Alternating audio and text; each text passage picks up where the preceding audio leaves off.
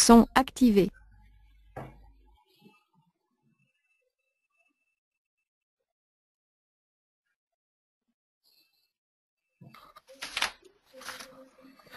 Bonjour à tous, nous allons commencer la séance.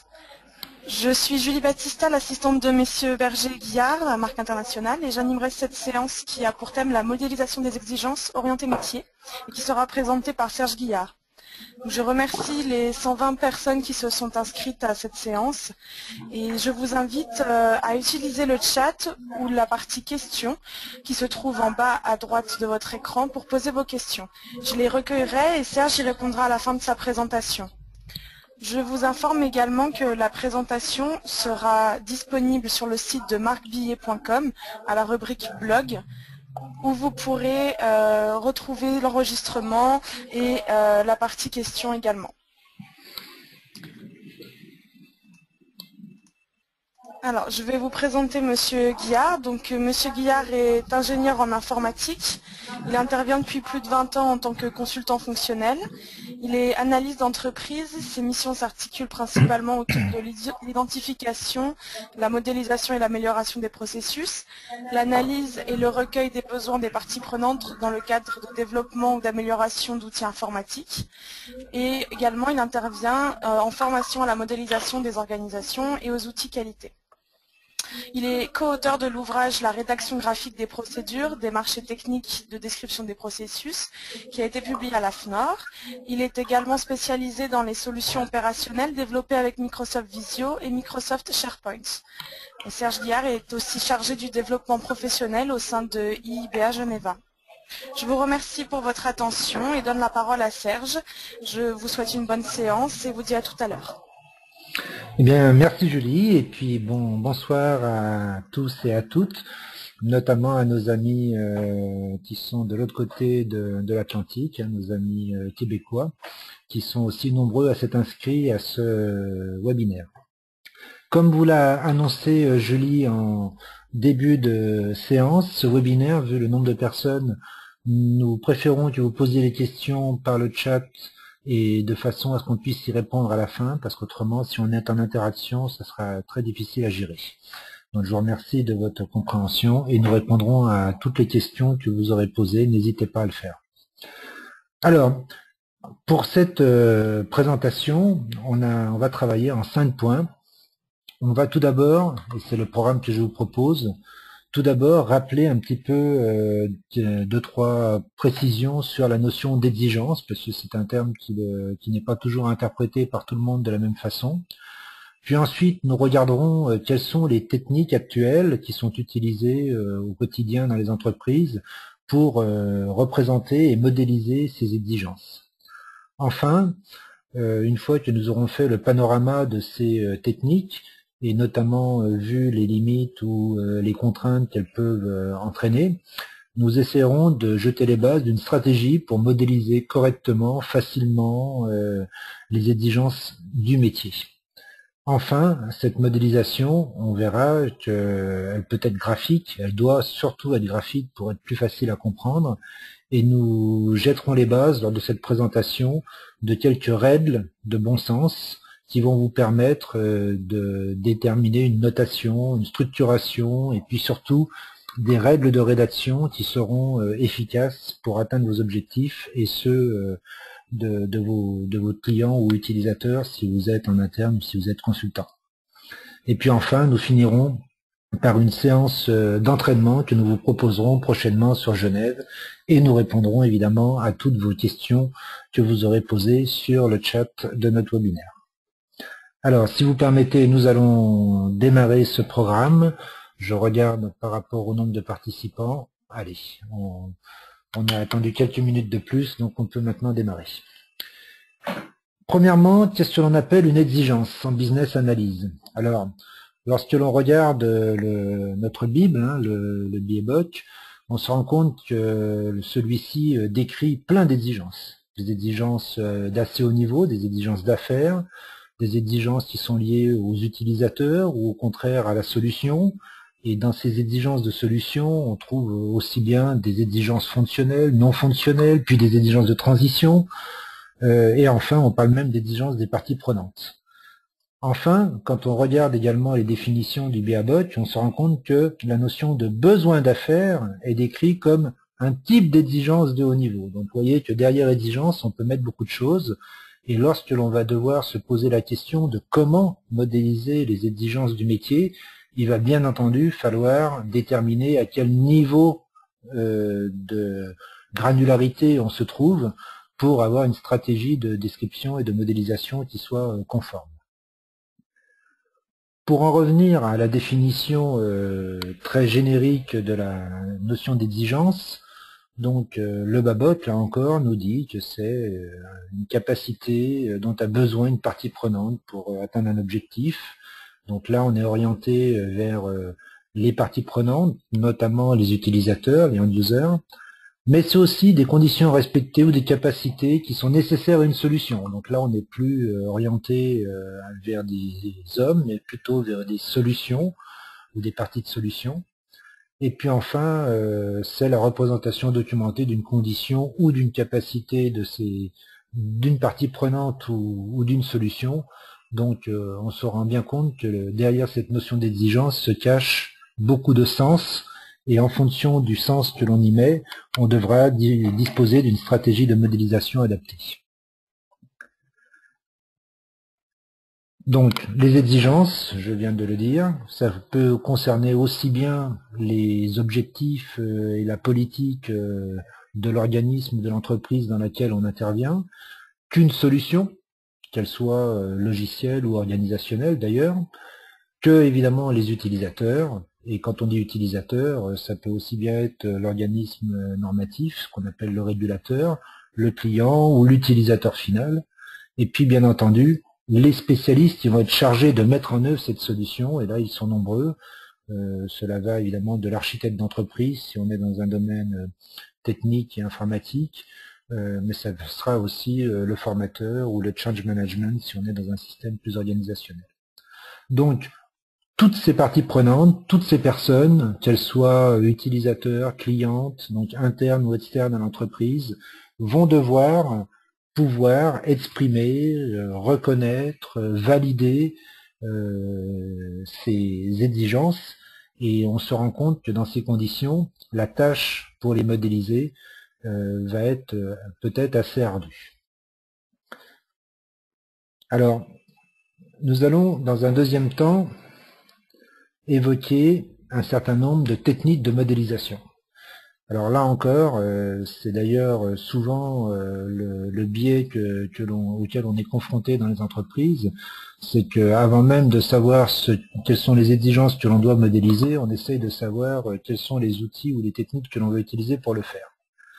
Alors, traditionnellement, donc, on se rend compte que ces exigences, il y a beaucoup de façons pour les modéliser, et d'ailleurs, là encore, le BABOT, si on regarde les techniques de modélisation qui le suggèrent, que ce soit des représentations textuelles comme des dictionnaires, ou des diagrammes de flux de données, des décompositions fonctionnelles, de la modélisation de processus, du prototypage qui peut déjà être un peu plus concret et perceptible, et puis également des diagrammes de séquence, des diagrammes d'état. Donc ici, nous avons cité une petite dizaine de techniques de modélisation du BABOT, et nous les avons surtout classées en fonction de deux cadrans, des techniques qui sont utilisées plutôt par le métier ou plutôt par l'informatique, plutôt par l'aspect technique, et puis des techniques qui sont plutôt destinées à des généralistes ou plutôt destinées à des experts. Et nous, la technique qui va nous intéresser et que l'on va encore plus précisément étudier pour cette modélisation des exigences, c'est la technique 21, la technique modélisation des processus, que nous avons située ici. Donc, pour nous, cette technique nécessite un certain niveau d'expertise, mais nous l'avons, et à dessein, pas forcément mis du côté informatique, nous l'avons plutôt mis du côté métier, parce que pour nous, c'est vrai que l'important, c'est de permettre au métier de s'exprimer, d'identifier ses activités, de définir ses besoins, de définir comment il souhaiterait travailler, comment il souhaiterait être en interaction avec ses clients et en réactivité avec ses clients et de façon efficace. Donc quand on parle de modélisation de processus, alors là encore, je ne vais pas vous apprendre grand-chose, vous allez certainement beaucoup apprécier les diapos qui viennent ensuite. parce que là, nous avons plein de techniques qui sont constamment mises en avant. Donc parmi celles-ci, nous avons évidemment UML, United Method Language, qui qui présente ces diagrammes d'activité, ces use cases, ces diagrammes de séquences. Donc c'est une technologie et une technique qui est très usitée dans les entreprises pour décrire les process. La deuxième méthodologie, le BPMN, donc la notation du Business Process Management, donc est, selon la littérature, la méthodologie ou la technique de description des processus normalisés qui est la plus usitée. Et là, on reconnaît ces diagrammes BPMN avec les piscines et les swimlanes, enfin les pools et les swimlanes, et puis les activités qui sont dévolues à ces swimlanes. Nous connaissons également bien les méthodes du style OSAD, Office Support System Analysis and Design, avec ses modèles abstraits, ses schémas de rôle ou ses diagrammes d'opération. Nous n'oublions pas évidemment IDEF0, notre méthode issue de SADT, qui connaît encore pas mal d'adeptes, notamment en France. SysML, alors SysML c'est une extension d'UML pour l'ingénierie des systèmes, donc on retrouvera évidemment beaucoup de diagrammes style les use cases ou les séquences diagrammes ou les activity diagrammes que l'on connaît dans UML. Et puis on a même des méthodes encore plus propriétaires comme Adonis, qui sont des systèmes qui permettent de modéliser des activités, alors toujours en les répartissant ici dans des swimlanes, et qui sont un peu plus propriétaires, c'est Business Object qui développe cette méthodologie, cette technologie. Donc quand on voit toutes ces modélisations de processus, et quand on voit les différents modèles, ici j'ai juste mis, pour ne pas trop charger la diapo, les différents modèles BPMN et puis les différents modèles UML, eh bien on se rend compte que cela devient assez complexe et que finalement c'est réservé à des spécialistes. Et aujourd'hui, notre webinaire, il se porte sur comment permettre à des opérationnels, aux métiers, aux utilisateurs finaux, de décrire leurs activités de façon à ce qu'on puisse après les améliorer, les informatiser ou les automatiser. Donc c'est ça l'enjeu. Et donc toutes ces méthodes ici, eh bien si on essaye de les appliquer stricto sensu, eh bien on risque d'aller de déconvenu en déconvenu parce que l'utilisateur final, le métier n'est pas apte à s'approprier ces techniques de modélisation ou à les comprendre. Je généralise peut-être évidemment, mais dans la plupart des cas c'est comme cela. Alors, comment développer une stratégie ou une approche pour faciliter cette modélisation des exigences du métier? Alors je vais vous donner ici, sur la diapo suivante, quelques règles ou quelques éléments de réflexion, et puis ensuite nous regarderons des exemples concrets qui sont assez récents en ce qui me concerne, et puis nous pourrons ensuite rebondir sur ces exemples lors des questions. Donc pour modéliser les exigences métiers, eh bien cette modélisation, il faut évidemment qu'elle soit compréhensible par l'ensemble des personnes qui vont intervenir dans cette modélisation, que ce soit pour définir les activités qui sont en jeu, mais aussi pour les valider, pour les améliorer, parce que l'un des intérêts de la modélisation, c'est d'améliorer ce que l'on a décrit, et puis évidemment pour pouvoir, si on doit les transformer sous forme électronique, donc sous forme de RP, ou si on doit faire des workflows, bien évidemment on doit aussi pouvoir les comprendre pour pouvoir faire cette informatisation. Bien entendu, cette modélisation, elle doit être fidèle et conforme aux activités du métier. Je ne vous rappellerai pas qu'un modèle, c'est une abstraction de la réalité, donc on ne sera jamais complètement exhaustif, mais il faut évidemment que les finalités de l'activité que l'on modélise correspondent effectivement à la finalité du terrain. Il faut que cette modélisation elle soit réutilisable. Vous savez que notamment au niveau du métier, on doit être en permanence en réactivité par rapport aux attentes des clients, et il faut qu'on puisse faire évoluer cette documentation, ces processus, ces activités de façon relativement simple et facile. Nous l'avons connu il y a déjà quelques années, dans les années 90, au grand moment des normes de type ISO 9000, où chacun faisait son système de management qualité. Mais alors après, quand il s'agissait de le faire vivre, c'était une autre affaire. Bon, bah c'est pareil pour les modélisations aujourd'hui des métiers.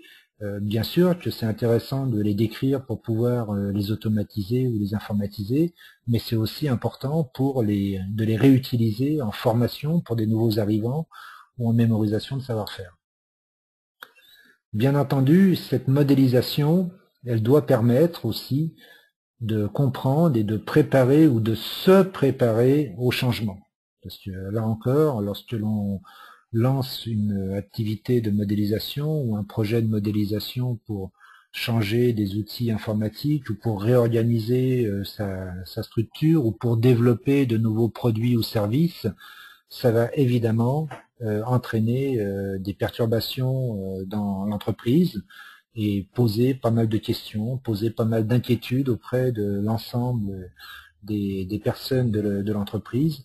Et donc, la modélisation peut être un très bon moyen de faire participer, d'impliquer et surtout après d'expliquer, de communiquer et de montrer à l'ensemble des personnels de l'entreprise ce que sera leurs activités, ce que seront leurs missions dans les mois ou les années qui vont venir.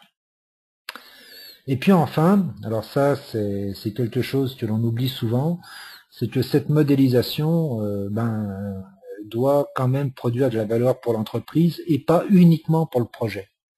C'est-à-dire que décrire des activités, modéliser des processus uniquement pour changer l'outil informatique, oui, bien sûr, c'est indispensable. Mais est-ce qu'on ne peut pas aussi utiliser cette modélisation et la capitaliser pour avoir encore plus d'intérêt à la réaliser et à la réaliser correctement? Donc voilà les différents points que je voulais annoncer aujourd'hui, et puis on en reparlera évidemment lors de la partie questions. Alors, par rapport à cette stratégie, et je vais vous montrer maintenant quelques exemples, et je vais réfléchir avec vous sur quelques modélisations dans lesquelles j'ai été impliqué, et puis surtout si nous avons fait ce webinaire sur la modélisation des exigences orientées métiers, et si bon, j'ai passé rapidement les techniques UML, BPMN, etc. de représentation, c'est parce que généralement, dans l'entreprise, quand vous demandez aux métiers de vous parler de leurs activités, et si vous leur demandez s'ils les ont décrites, si ils les ont formalisées, souvent ils vous disent « Ah oui, bien sûr », et souvent on se retrouve avec ce genre de choses. Alors j'espère, je vous demande de ne pas rire, parce que je suis sûr qu'il y en a autant chez vous et dans toutes les entreprises, parce que c'est quasiment un récurrent.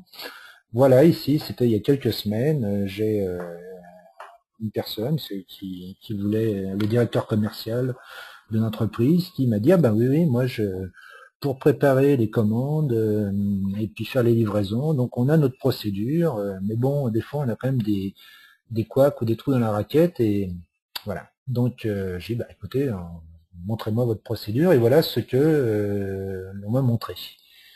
Alors, effectivement, on voit qu'il y a tout. Il y a évidemment le client, hein, il est en gros, il y a la direction commerciale, il y a le service technique, il y a le back-office, il y a les commerciaux, il y a le service livraison, il y a tout. Et puis, on voit effectivement qu'il y a des BL, qu'il y a des FTI, qu'il y a des... Bon, donc, il y a pas mal d'éléments, mais je sais pas vous, mais moi, quand je vois ça, c'est vrai que ça me donne envie de dire, bon, finalement, je vais peut-être me débrouiller comme je veux. Et donc, l'un des intérêts de la modélisation, justement, avec les métiers, c'est que à partir de quelques bases, quelques règles très simples, on peut représenter, modéliser, décrire, formaliser, utilisez le terme que vous voulez, ces activités sous une forme qui peut être quand même un peu plus user-friendly, comme disent nos amis anglo-saxons. Et en ce qui concerne justement cette procédure, eh bien, après moins d'une heure, hein, il a fallu moins d'une heure, après avoir posé simplement quelques questions à la personne, voilà, nous sommes arrivés à ce genre de choses. Donc on a exactement la même procédure, donc structurée un peu différemment, avec une notation bon, qui est ce qu'elle est, hein, on en parlera après. Mais surtout, ce qui est intéressant, c'est que, eh bien, instantanément, la personne m'a dit « Ah, c'est marrant, mais cette procédure, en fait, je la couperai en deux. » Effectivement, on se rend compte ici qu'il y a vraiment deux blocs qui sont distincts. Hein. Il y a le traitement de la commande, effectivement, qui est une chose, et puis il y a la préparation, où il y a la livraison, qui en est une autre. Et donc ici, il m'a tout de suite dit, ah ben, on devrait faire deux documents, parce qu'en fait, c'est deux types de responsabilités qui sont quand même bien distinctes, et il ne faudrait pas les mélanger. Donc vous voyez comment une modélisation cohérente, simple, permet de mieux comprendre les activités et de justement mieux structurer, mieux s'organiser. Et c'est ça qui est un plus, et c'est ça qui produit de la valeur aussi. Hein. C'est pas uniquement la recherche de l'informatisation ou de l'automatisation, c'est aussi pouvoir, en communiquant avec les métiers, leur trouver un sens et leur trouver des optimisations organisationnelles. Je vais maintenant vous montrer une autre procédure. Et là, cette fois, c'est pour préparer le changement. Hein, on me demande souvent, mais quand on lance des projets en business analyse, comment fait-on pour préparer le personnel? Donc ici, nous avons une procédure qui est déjà dans un style tout à fait acceptable et conforme, hein, c'est sympa, mais ici, nous avons donc 5 grands rôles. Nous avons des gestionnaires, des enquêteurs, des experts en sinistres, des clients. Donc, c'est une compagnie d'assurance qui doit gérer les sinistres. Donc, nous avons un certain nombre d'étapes qui permet, dès qu'il y a un constat d'accident, de traiter tous les éléments qui vont conduire à la réparation de la voiture. Donc, l'organisme en question, la compagnie d'assurance en question, souhaitait améliorer le temps de traitement d'une demande de sinistre, être encore plus près de ses clients, et pour cela, ils ont choisi de déployer un outil, un CRM dans le cloud, je crois que c'était Salesforce, et suite à ce déploiement, ou avant ce déploiement plutôt, ils ont commencé à réorganiser les processus et remodéliser les processus. C'est ainsi que cette procédure elle est passée de celle que vous voyez sur la gauche à celle que vous voyez sur la droite. Donc, préparer les changements et la modélisation des activités des métiers, ça permet d'identifier ce qu'on appelle le ASIS, l'existant, et de se projeter vers le to be, vers le futur. Donc là, ça permet à toute personne, je crois que c'est assez clair quand on voit la procédure de gauche et la procédure de droite, de dire tiens, on part de là et puis on va aller là. Ici, c'est pas assez clair, alors je me suis permis de la commenter. On voit qu'il y a moins de rôles qui vont être impliqués. En effet, le rôle gestionnaire, notamment, va être beaucoup moins prégnant qu'il l'était, hein, puisqu'il a quasiment disparu. On se rend compte aussi qu'il y a moins d'activités qui sont réalisées, parce qu'il y a plus de choses qui vont être prises en charge par l'outil informatique, mais qu'en final, les résultats sont identiques. Ce qui est quand même plutôt intéressant de savoir qu'on continue de fournir la même qualité de service et les mêmes éléments à nos clients, même si on diminue les ressources, si on optimise les ressources en termes de compétences et en termes d'activité. Et tout cela, c'est possible tout simplement parce que, et on le voit très bien sur la partie droite, on a mis en place des nouveaux outils qui vont permettre tant au client qu'à l'expert en sinistre ou même à l'enquêteur de travailler de façon plus efficace, plus rapide, plus précise.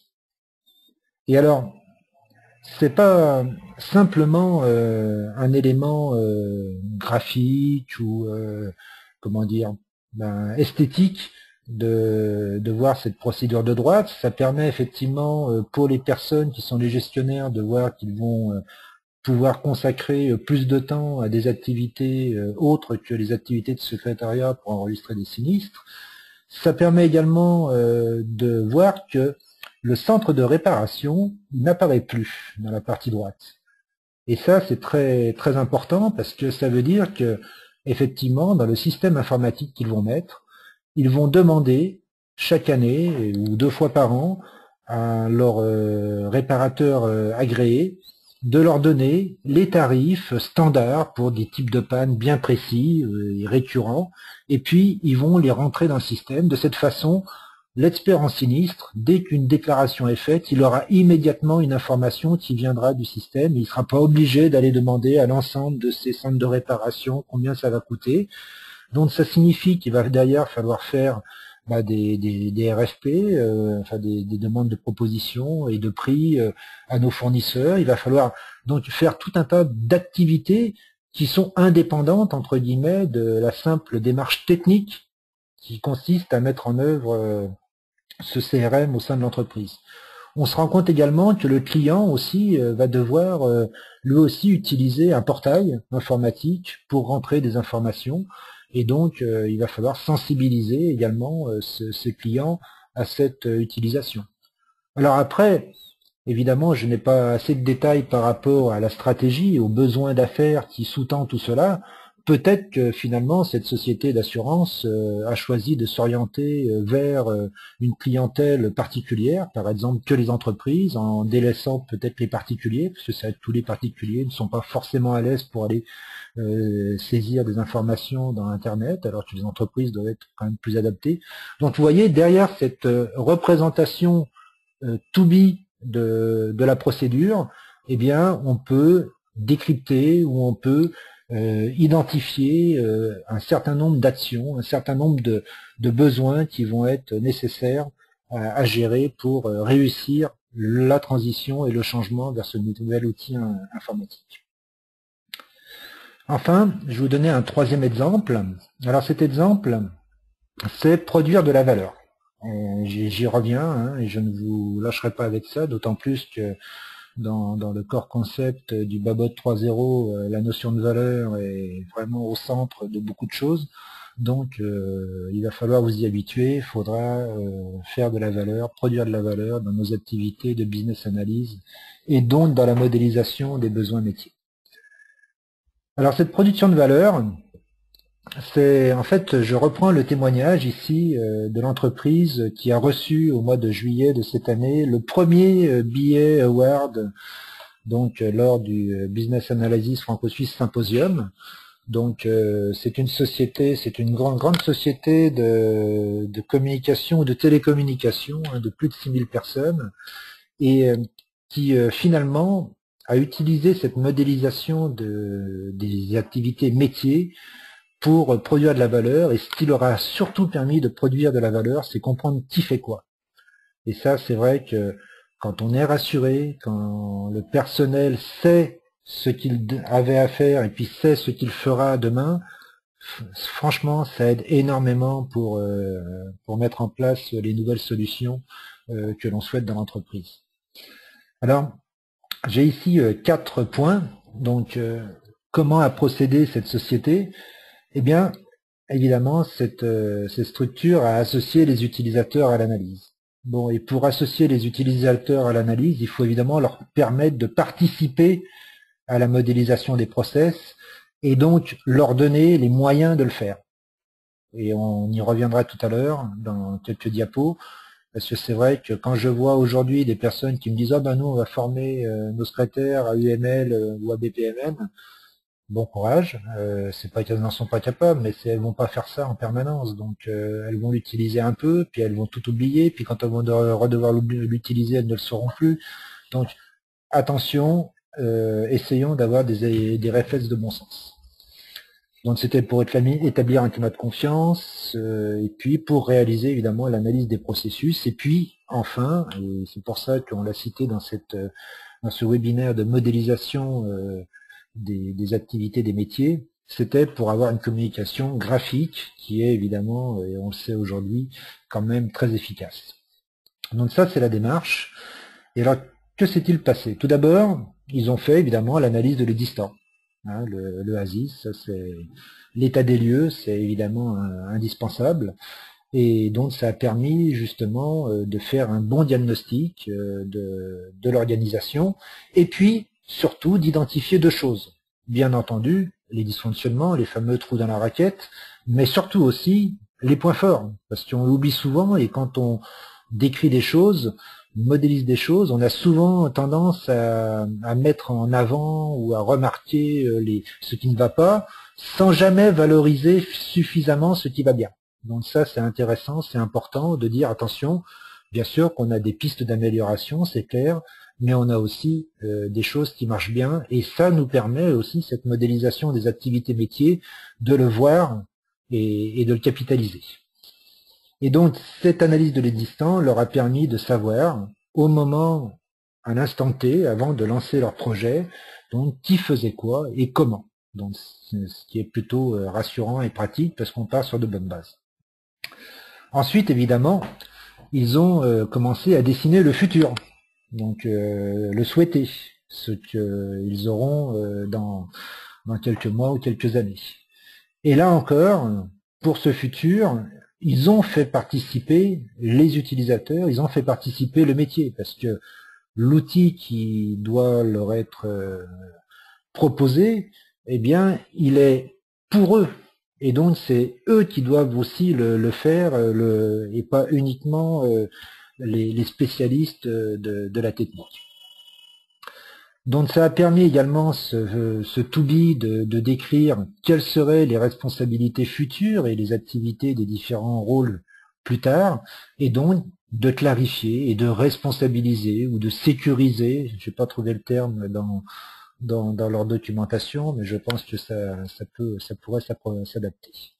Et puis évidemment, surtout, l'objectif c'était optimiser le travail en prenant en compte les potentialités de ce nouvel outil qui va leur être proposé.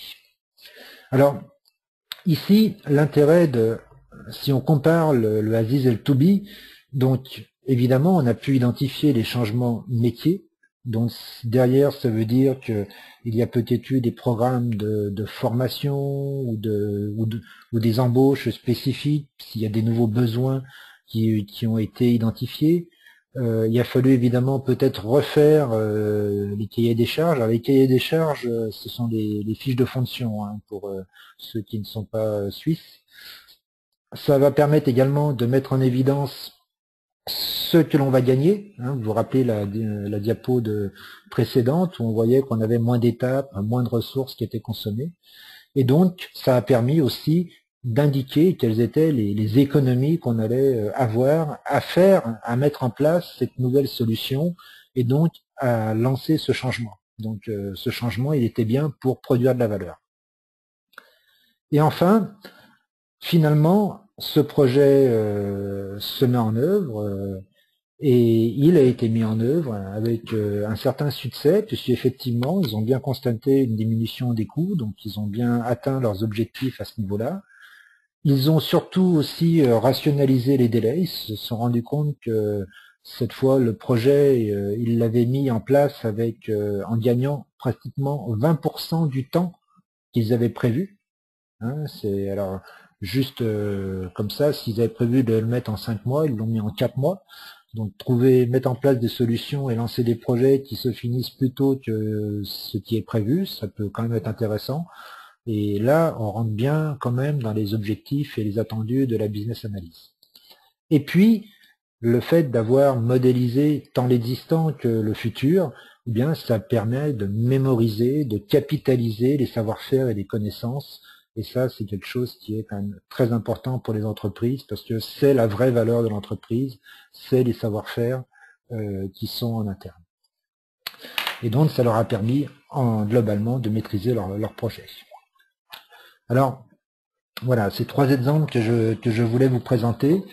Alors, le temps tourne, je vais avancer. Maintenant, vous allez me dire, c'est très bien, c'est super, c'est extraordinaire, mais comment on en arrive là? Alors, pour en arriver là, il faut simplement avoir quelques notions, quelques règles de bon sens. Alors, je vais vous en donner quelques-unes, je ne les ai peut-être pas forcément toutes, même si j'y travaille quand même intensément depuis pas mal de temps. Et parmi ces règles de bon sens, toujours orientées sur la notion de graphique, de visuel, eh bien, je vais parler d'un langage, un langage simple, un langage ou une notation ou un vocabulaire, utilisez le terme qui vous est le plus approprié, une structuration facile et définie de la rédaction, on appellera ça une syntaxe, et puis des règles Donc là, c'est des règles, c'est de la grammaire quasiment. Dans le cadre d'un langage, on a un vocabulaire, une syntaxe, une grammaire. Eh bien, on va voir ces quelques éléments. Alors le langage, il faut disposer des mots ou des briques nécessaires pour décrire une situation, et puis pour permettre d'avoir une modélisation et des modélisations homogènes dans l'entreprise. Des règles, ben, il faut évidemment connaître et savoir en fonction des parties prenantes impliquées, donc quels sont les niveaux de détail qui vont être nécessaires. On ne communique pas le même niveau de détail quand on fait un rapport à une direction générale et quand on explique à l'architecte de la façon dont la solution doit satisfaire les besoins des utilisateurs. Et puis, surtout, des règles de grammaire pour s'assurer et assurer la lisibilité des documents et leur compréhension. Ça, c'est indispensable. Alors, par rapport à ces éléments, donc le vocabulaire, moi, je vais vous donner 5 objectifs qui sont très intéressants et qui sont pour moi indispensables à maîtriser. C'est la notion de qui, la notion d'entité, qui est indispensable. Si on ne sait pas qui, on ne sait pas qui fait quoi, donc le qui est indispensable. Le quoi, ben, pour savoir qui fait quoi, il faut aussi savoir le quoi, donc ce sont des actions, des activités, des tâches, des opérations, des processus, appelez-les comme vous voulez, mais ce sont des activités. Il y a également le pourquoi. Alors pourquoi, attention, c'est en 2 mots, hein. C'est pourquoi, c'est-à-dire pourquoi une entité va réaliser une action. Et ça, on va le voir au travers de flux d'informations. Et quand on a des activités, qui sont souvent d'ailleurs dans quasiment toutes les notations que je connais, représentées par des rectangles, on a souvent des flèches qui partent ou qui arrivent de ces rectangles. Eh bien, c'est bien, ça veut dire qu'il y a quelque chose qui déclenche l'action et puis que l'action produit quelque chose.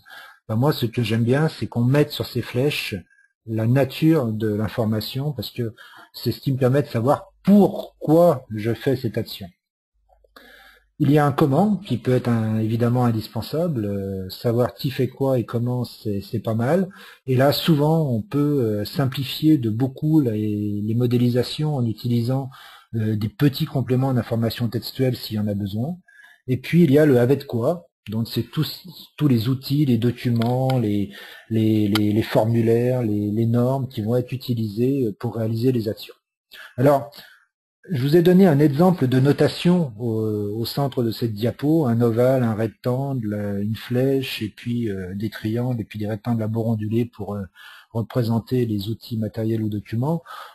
Après, utilisez votre notation. Avec le BPMN ou avec UML, on arrive tout à fait à satisfaire ces 5 objectifs. On en satisfait même d'ailleurs beaucoup plus, ce qui a tendance à compliquer et à rendre un peu plus difficile les modélisations. Donc, ces 5 objectifs, qui, quoi, pourquoi, comment et avec quoi, c'est ce que vous devez pouvoir proposer en interne aux métiers pour qu'ils puissent décrire leurs activités indépendamment des conventions de notation que vous pouvez utiliser. La syntaxe, alors là encore, bon, ça fait longtemps et ça maintenant, ça commence à être assez bien connu par les modélisateurs. Bon, effectivement, on a différents niveaux de modélisation, différents niveaux d'abstraction, du trait global au trait détaillé. Hein, donc, avec encore une fois des règles qui peuvent être utilisées pour s'assurer qu'on est dans le bon niveau de rédaction et qu'on n'est pas en train de mélanger des niveaux. Et puis la grammaire. Alors la grammaire, voilà, ne pas dépasser, alors c'est pas la voiture en haut, c'est ne pas dépasser la page A4. Vous voyez, là encore, on est provocateur, mais c'est vrai que quand on voit des fois des modélisations qui sont, alors que c'est censé décrire des activités, on a l'impression qu'on a le plan électrique de la tour Montparnasse ou le plan hydraulique d'une centrale électrique. Donc éviter de croiser les flèches pour pas rendre les choses complètes, toujours avoir des informations, ne pas chercher à être exhaustif. Donc ce sont des règles de bon sens qui vont vous permettre d'atteindre vos objectifs. Et par exemple, après, donc là on va regarder ces cartes, elles peuvent prendre différents aspects, notamment quand on est sur des cartes un peu macroscopiques, comme ici, on est sur des portails d'organisation. Là, on est sur le portail du cycle Six Sigma avec les 5 phases du DMAIC. Ici, on est sur des cartographies encore assez globales, mais déjà un peu plus détaillées sur la circulation et le traitement du circuit du patient, ou sur la réalisation des achats dans le cadre d'une entreprise aéronautique. On peut après descendre évidemment dans le qui fait quoi. Donc là encore, vous l'avez vu tout à l'heure, j'ai utilisé ce type de carte pour montrer les modélisations. Donc on voit donc à chaque fois les colonnes et puis les activités qui sont liées à ces rôles. On voit là aussi tiens, sur réceptionner un client ensemble qu'on aurait une belle coupure à un moment là aussi. Si on voulait en faire deux, celle-ci on saurait facilement où travailler. Et puis on peut aller aussi sur le comment. Alors le comment, c'est vraiment l'aspect très détaillé. Là, on n'est plus que sur un rôle, et puis là, on va aller décrire de façon précise tout ce qu'il doit faire, et puis surtout les points de vigilance, les autocontrôles qu'il doit mettre en œuvre pour s'assurer que l'on maîtrise parfaitement la qualité et l'obtention du résultat. Alors, ces modélisations, je disais tout à l'heure qu'il faut pouvoir les réutiliser. Effectivement, ici, quand je suis sur mon cycle de vie, l'objectif, c'est bien entendu de les transmettre, ces modélisations, aux spécialistes qui vont être chargés de créer les workflows qui vont nous permettre de traiter notre cycle de vie, mais c'est aussi d'avoir des outils de communication relativement simples pour permettre donc aux utilisateurs d'aller consulter, ben tiens, qui fait quoi, et puis à quel moment dans un cycle de définition d'un projet Six Sigma, éventuellement même d'accéder, ben, je sais pas, au CIPOC, hein, à nos documents support, j'ai pas cliqué sur le bon, à nos documents support qui vont nous permettre de travailler. Voilà. Allez, le chargement est terminé. Voilà, donc et là on pourra directement compléter notre document et travailler avec. On peut même d'ailleurs avoir, parce que pour ceux qui la connaissent pas par cœur, la matrice des indices Six Sigma, ça peut être utile. Voilà. Et puis donc comme ça, se déplacer dans nos activités, aller à la phase suivante, remonter, et ainsi de suite. Donc cette modélisation, elle ne doit pas rester que pour des techniciens, elle doit aussi, puisqu'elle est le reflet des activités, des savoir-faire de l'organisme ou de l'entreprise, elle doit aussi permettre de communiquer en interne. Et alors, nous arrivons quasiment, oui, c'est les 43, donc j'ai encore 2 minutes. Donc comment nous réalisons ce genre de choses? Alors là encore, la simplicité et l'efficacité. Personnellement, quand je suis dans des entreprises qui n'ont pas de gros systèmes ou d'outils pour décrire, moi je recommande l'utilisation de Visio. Alors, je ne sais pas si vous connaissez Microsoft Visio, mais c'est un outil qui permet d'avoir déjà en standard des modèles de représentation et de modélisation. Alors par exemple pour la partie logicielle, donc on va pouvoir aller justement sur les diagrammes de type UML ou BPMN avec la version Pro. On va pouvoir évidemment très facilement aussi faire de la modélisation de process en créant nos swimlanes, en créant nos cartes de façon relativement simple. Ah, mon ordinateur est un peu lent aujourd'hui. Voilà, donc ici, traiter, demande informatique par exemple. Voilà, puis je vais pouvoir mettre les rôles qui vont être concernés, donc l'utilisateur, etc. Évidemment, pouvoir facilement, très facilement, ça c'est l'intérêt aussi de ces outils comme Visio par rapport à des PowerPoint ou même à du Word, pouvoir très facilement aller créer nos éléments. Ah d'ailleurs, tiens, hop, voilà, et ainsi de suite, mettre nos flèches. avec évidemment sur notre flèche, on n'oublie pas d'avoir notre petite information, et ainsi de suite. Je ne sais pas pourquoi tout à l'heure il ne voulait pas me mettre le... Voilà.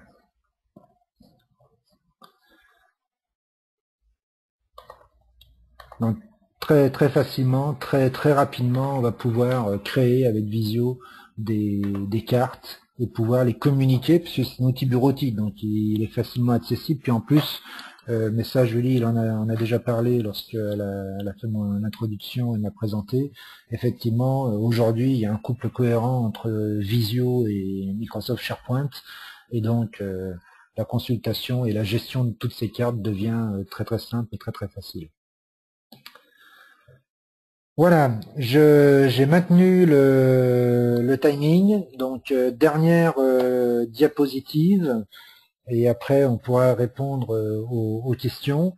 Donc pour ceux qui souhaiteraient passer une journée pour travailler justement sur leur problématique, sur leur carte, sur leur modélisation, nous organisons début décembre sur Genève une journée pour vous permettre, si vous avez un ordinateur portable avec Visio, eh bien de venir avec vos modélisations, et puis on travaillera ensemble.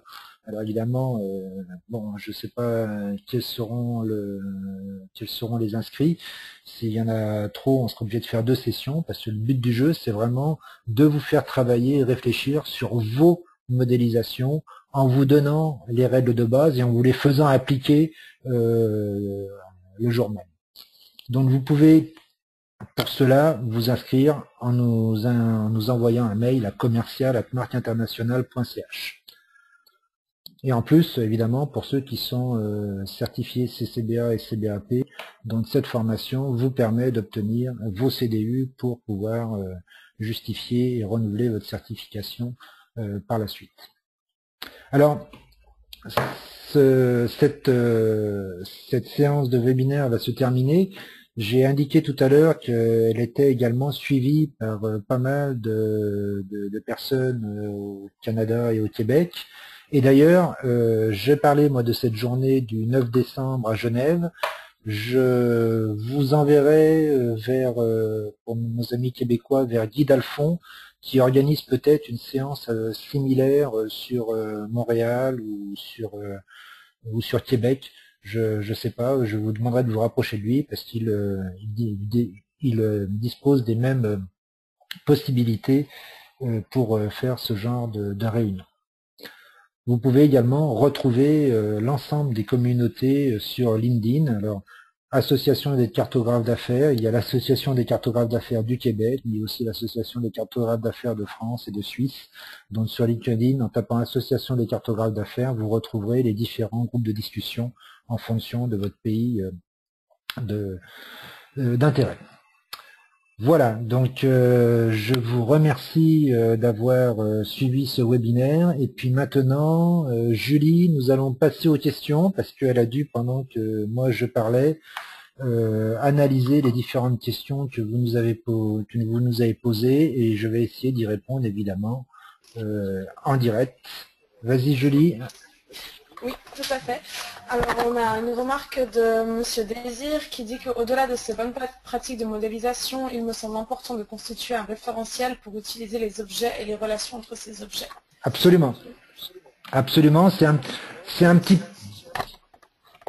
peu ce que j'ai essayé de... Ah, attention. C'est un peu ce que j'ai essayé de montrer justement quand j'ai lancé le life cycle de Six Sigma, c'est que cette modélisation, elles doivent être réutilisables, et elles doivent permettre de consulter pour ceux qui sont en formation ou qui ne se souviennent pas forcément parce qu'ils ne font pas souvent ces activités, comment ils peuvent les maîtriser. Donc absolument, ça constitue ces modélisations un référentiel de l'entreprise, et bon, je suis tout à fait d'accord avec ce point. Alors, les outils vont aussi structurer les besoins, décrire le to be, doit donc montrer comment va fonctionner la solution. Quel est votre avis là-dessus, de Christine dessus? comment va fonctionner la solution? La solution, elle va bien fonctionner puisque elle est développée par des professionnels et bon, après, s'il y a des bugs, ça peut arriver, mais on a la possibilité de le gérer. Le problème, c'est pas tellement le fonctionnement de la solution, c'est comment les utilisateurs vont utiliser la solution. C'est ça qui leur fait peur. C'est pas les aspects techniques, et c'est justement en montrant graphiquement sur les activités, sur les rôles qui vont réaliser les activités, quels sont les outils qu'ils vont utiliser, quand est-ce qu'ils vont utiliser cet outil et pourquoi faire.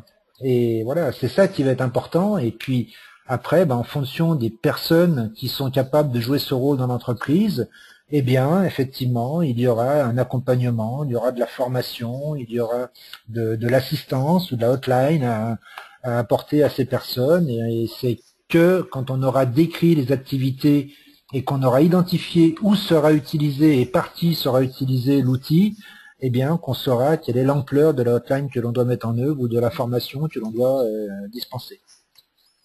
J'ai un complément à cette question de Christine Dessus qui dit comment intégrer la solution dans le to-be, du coup ne pas faire le to-be trop vite. C'est plus ça sa question.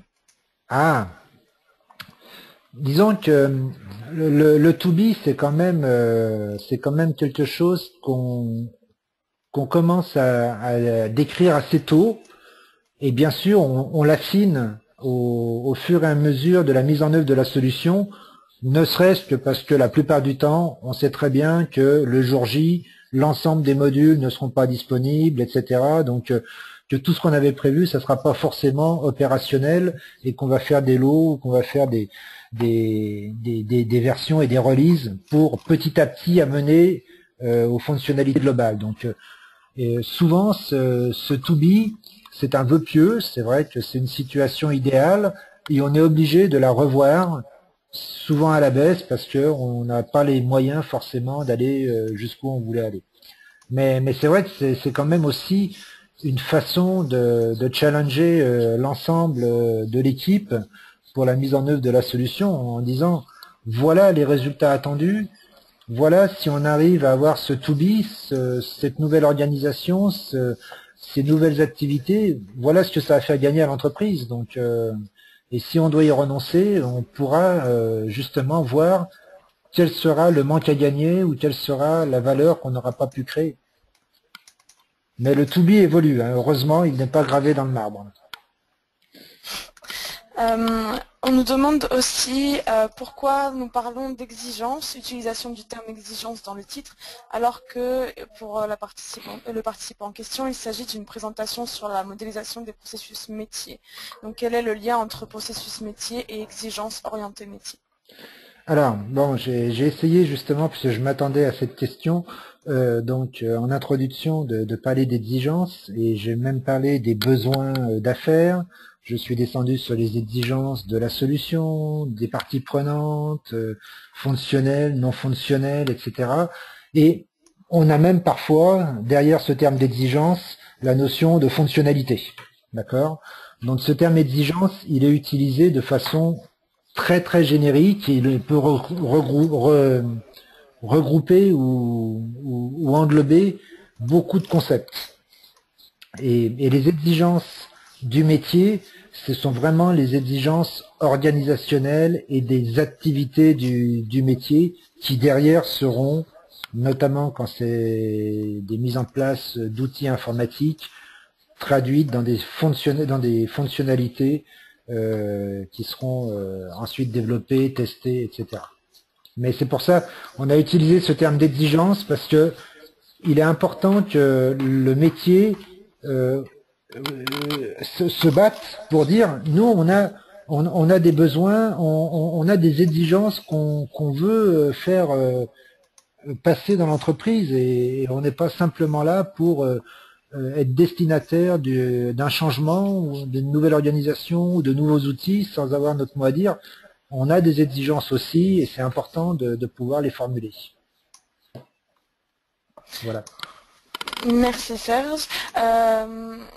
On me demande aussi, une personne a l'impression qu'on ne distingue pas les processus métiers et les procédures.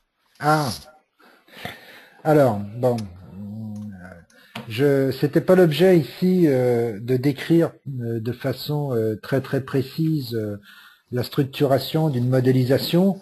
Je l'ai abordé en disant que la modélisation, elle avait différents niveaux de description, hein, un niveau très stratégique, opérationnel, organisationnel, etc. Et que effectivement, en fonction du niveau où l'on se trouve, ben, plus on est abstrait, plus on est global, plus on est sur des processus, plus on est au niveau intermédiaire, plus on va être sur le qui fait quoi, on va être sur des procédures, et puis plus on est détaillé et précis sur une activité, et là on va être sur une instruction de travail, un mode opératoire ou un protocole même, comme on dit dans la santé. Donc effectivement, mais bon, génériquement, on utilise le terme d'activité et en fonction de la cible et du niveau de modélisation, on est à un niveau processus, procédure ou instruction.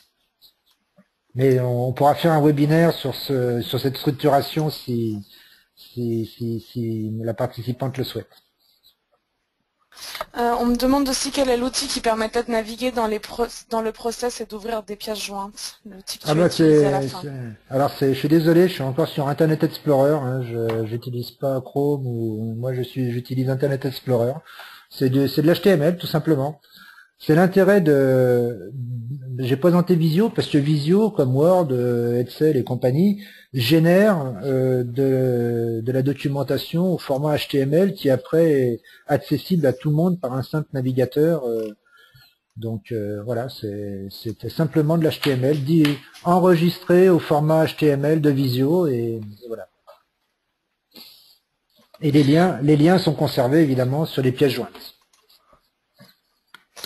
Alors, une autre question, comment tracer les exigences pour garantir leur couverture dans les différentes modélisations et processus métiers et pouvoir y revenir en tout temps? Ah, alors ça c'est la partie que j'appelle gestion des exigences. Et effectivement, c'est un point très très important parce que cette gestion des exigences, elle est pas très très facile à réaliser. Et effectivement, elle est cruciale pour s'assurer que tous les besoins sont bien couverts par des exigences et ainsi de suite. Et souvent, cette gestion des exigences, elle est réalisée par des tableaux Excel, assez volumineux parfois, ou autrement par des outils informatiques. Je pense à Jira par exemple, ou à HPLM ou Health Quality Center, qui sont des outils adaptés pour gérer les exigences, leur statut, leurs évolutions. Mais c'est pas pour la modélisation, donc c'est un sujet qui est différent et qui n'était pas traité aujourd'hui. Mais il y a des outils de gestion des exigences qui existent et des spécialistes du domaine. J'ai une personne qui me demande une réflexion sur les KPI, ICP et la modélisation processus. Ah, alors, ça je l'ai pas montré effectivement dans cette modélisation, mais c'est vrai que l'intérêt d'avoir identifié des grandes activités, appelons-les process, procédures ou instructions, comme disait l'un des participants, c'est que effectivement on peut mettre des indicateurs de mesure et suivre si les ressources qui sont utilisées par une boîte, hein, par notre fameux rectangle, notre fameuse action là, eh bien si ces ressources on peut les optimiser. Enfin déjà, si la sortie, c'est-à-dire si le panier d'informations de notre rectangle, il est bien systématiquement réalisé, et à ce moment-là, notre action sera efficace. Et puis après, nous verrons, en fonction des ressources dont on a besoin, des ressources en temps, des ressources en argent, des ressources en compétences, eh bien, si on peut optimiser ces ressources pour continuer à avoir la sortie attendue, et à ce moment-là, on passe de l'efficacité et on tend vers l'efficience par l'optimisation des ressources. Donc, j'encourage, c'était pas forcément l'objet de cette présentation, mais j'encourage effectivement tous les modélisateurs à mettre sur les actions ou sur les process ou sur les procédures qu'ils le souhaitent des indicateurs de performance pour pouvoir mesurer l'efficacité des activités. On me demande ensuite comment gérer la traçabilité des exigences. Bah là encore, c'est pareil, la traçabilité des exigences, donc c'est un petit peu ce que j'ai dit tout à l'heure. il faut des tableaux, il faut des outils qui vont permettre de faire le lien entre un besoin et puis les exigences et les fonctionnalités et les tests qui sont liés à ces exigences. Donc là, moi, on était plus sur la représentation, ou la description, la modélisation d'une exigence que sur la gestion qui serait un webinaire à faire et qui tiendrait aussi pas mal de temps sur le sujet. On me demande aussi comment pouvons-nous intégrer le volet financier dans l'analyse du ASIS pour appuyer ou susciter un appui de la direction générale. Ah ah. Alors c'est intéressant parce que justement dans le retour d'expérience que j'ai montré, j'avais une petite chose parce qu'il y avait quand même aussi les difficultés rencontrées. C'était justification d'une approche processus métier, etc. Et puis temps consacré et coût consacré à la réalisation, à la formalisation du ASIS. Bon, alors déjà, c'est effectivement quelque chose qui est embêtante pour les directions, parce que en tant que direction et en cherchant l'efficacité dans mon entreprise, j'aurais déjà demandé à ce que le ASIS soit modélisé ou créé ou existant depuis longtemps. Mais bon, si ce n'est pas le cas, effectivement, la meilleure justification, c'est de dire que c'est difficile d'évaluer l'écart de capacité par rapport aux changements que l'on souhaite mettre en œuvre, parce que si on ne sait pas vraiment d'où l'on part et si on n'arrive pas à trop savoir où on va, personnellement, moi je me lance pas dans un tel projet. Mais donc le ASIS, il faut en disposer. Beaucoup d'entreprises l'ont déjà, hein, au niveau des business rules, au niveau de tout un tas de guides, de supports, de formation. Donc, il existe en partie et il faut quand même pouvoir bien l'identifier pour pouvoir évaluer le gap que l'entreprise devra franchir et pour savoir si le changement pourrait être effectivement accepté. Donc c'est un coût, mais c'est pas un coût qui est perdu parce que si on se rend compte que l'écart est trop important, eh ben on évitera peut-être de s'engager dans un projet qui coûtera bien plus cher que ce qu'on a investi pour savoir d'où l'on part. Alors, ensuite, on me demande, parmi les intervenants, quel est le périmètre du régulateur? Quelle est sa fonction dans ce contexte? Un contrôleur de gestion, une personne de l'organisation, un chef de projet? Alors là, en ce qui concerne le régulateur, tel que je l'avais cité dans les diapos, pour moi c'était plutôt un organisme externe, donc une exigence normative que l'on doit mettre en œuvre et qui évidemment va changer nos activités. Et si jamais on n'est pas capable de se mettre en conformité avec ces exigences, c'est la survie de l'entreprise qui est en jeu. Donc ça peut être quand même assez intéressant de voir, notamment au niveau des processus, quelles sont les interactions entre les processus et puis ces régulateurs pour pouvoir s'assurer qu'on a bien maîtrisé les choses et on va pouvoir satisfaire leurs exigences. Alors, est-ce que vous, pardon, excusez-moi, est-ce que vous utilisez MS Visio seul ou MS Visio avec un admin particulier? Alors, la carte que j'ai lancée tout à l'heure, j'ai utilisé MS Visio seul avec le modèle de diagramme de flux croisé et par contre avec des gabarits que j'ai réalisés dans Visio mais qui ne nécessitent pas de développement. Après, j'ai une version effectivement un peu plus automatisée pour pouvoir faire des analyses et des générations un peu plus complètes dans Visio. Mais déjà avec Visio tout seul, on fait énormément de choses. Dans le cas d'un déploiement d'une solution logicielle, la modélisation des processus précède ou succède à la modélisation des cas d'utilisation et quels sont leurs liens?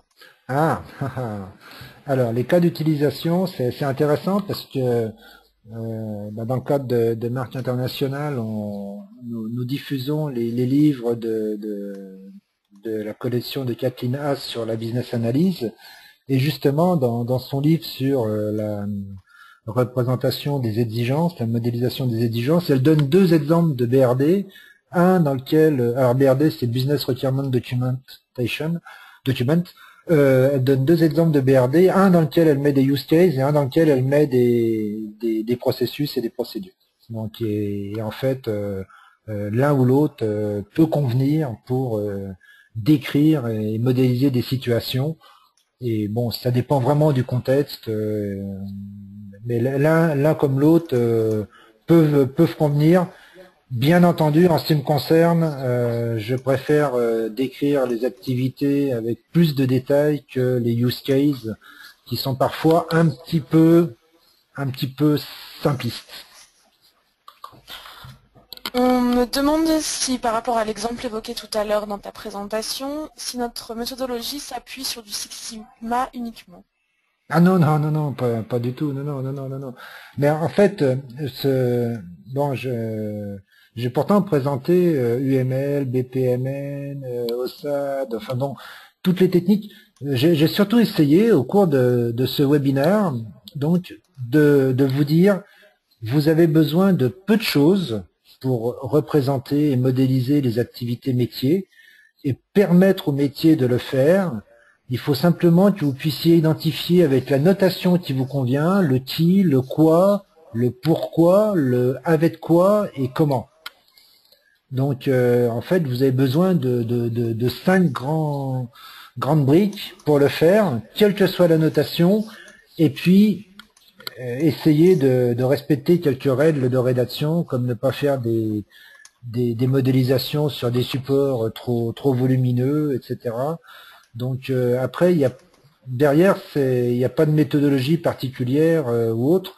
J'ai montré une modélisation de Six Sigma. Oui, effectivement, le DMAIC, le Define, Measure, Analyze, Improve et Control, bah c'est une méthode qui est pas bête à mettre en œuvre quand on met en place des projets. Mais c'est un autre débat. Mais on est Six Sigma compatible, si vous voulez. On me dit aussi que la difficulté avec Visio, c'est de lier les cartes entre elles et que rapidement ça devient un plat de spaghettis entre guillemets. Quel autre outil nous privilégions à moindre coût de licence?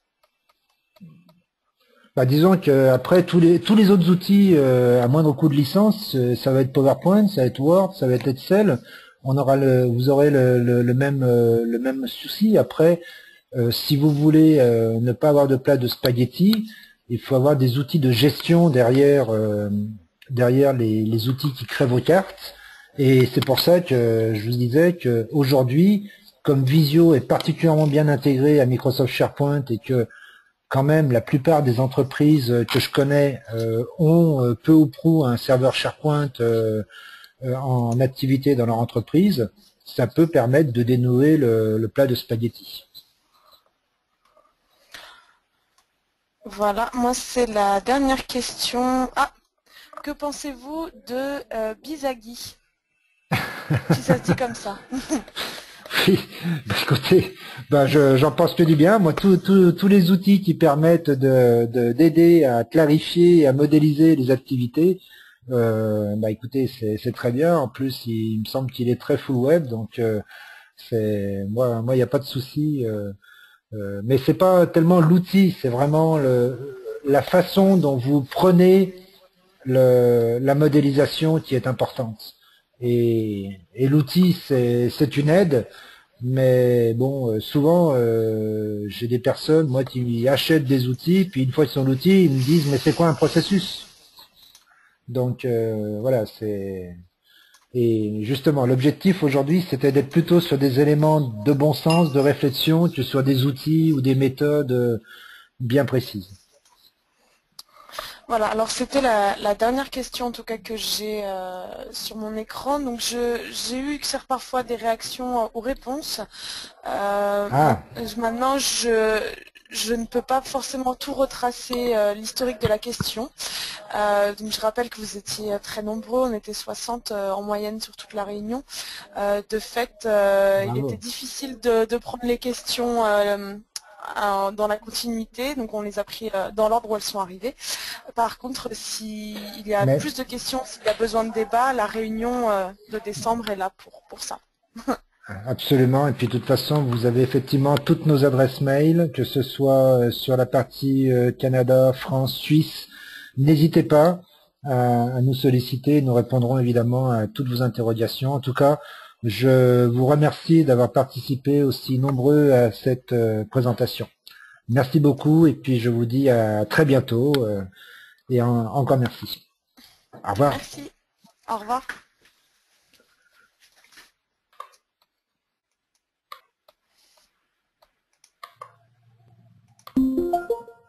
À couper.